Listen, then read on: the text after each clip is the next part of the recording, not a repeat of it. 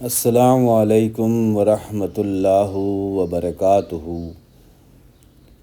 حضرت ابو ہریرہ رضی اللہ عنہ ایک مرتبہ کتان کے کپڑے میں ناک صاف کر کے فرمانے لگے کہ کیا کہنے ابو ہریرہ کے، آج کتان کے کپڑے میں ناک صاف کرتا ہے۔ حالانکہ وہ زمانہ یاد ہے جب حضور اقدس صلی اللہ علیہ وسلم کے منبر اور حجرہ کے درمیان بے ہوش پڑا ہوتا تھا اور لوگ مجنون سمجھ کر پاؤں سے گردن دباتے تھے، حالانکہ جنون نہیں تھا بلکہ بھوک تھی۔ خلاصے میں لکھتے ہیں کہ یعنی بھوک کی وجہ سے کئی روز کا فاقہ ہو جاتا تھا، بے ہوشی ہو جاتی تھی اور لوگ سمجھتے تھے کہ جنون ہو گیا۔ کہتے ہیں کہ اس عہد میں مجنون کا علاج گردن کو پاؤں دبانے سے کیا جاتا تھا۔ حضرت ابو ہریرہ رضی اللہ عنہ بڑے صابر اور قانع لوگوں میں سے تھے، کئی وقت فاقہ میں گزر جاتے تھے۔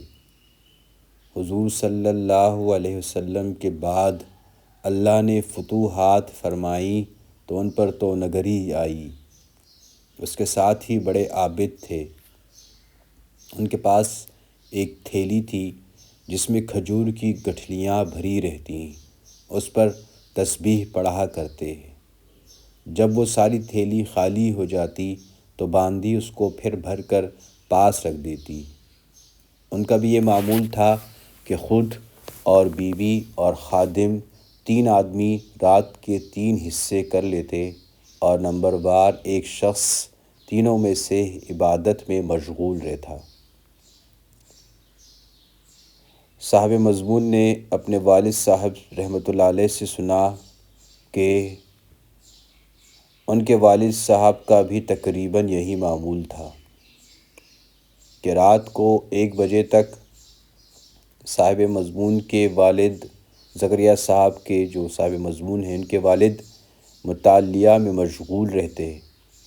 1 بجے زکریا صاحب کے دادا صاحب تہجد کے لیے اٹھتے تو تقاضا فرما کر والد صاحب کو سلا دیتے اور خود تہجد میں مشغول ہو جاتے، اور صبح سے تقریباً پون گھنٹہ قبل زکریا صاحب کے تایا صاحب کو اٹھا کر تہجد کے لیے جگا دیتے اور خود اتباع سنت صلی اللہ علیہ وسلم میں آرام فرماتے۔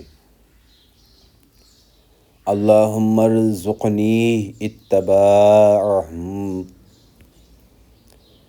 سبحان اللہ و بحمدہ، سبحان اللہ العظیم۔ اللہم صلی علی محمد وعلی آل محمد کما صلیت علی ابراہیم وعلی آل ابراہیم انکا حمید مجید۔ اللہم بارک علی محمد وعلی آل محمد کما بارکت علی ابراہیم وعلی آل ابراہیم انکا حمید مجید۔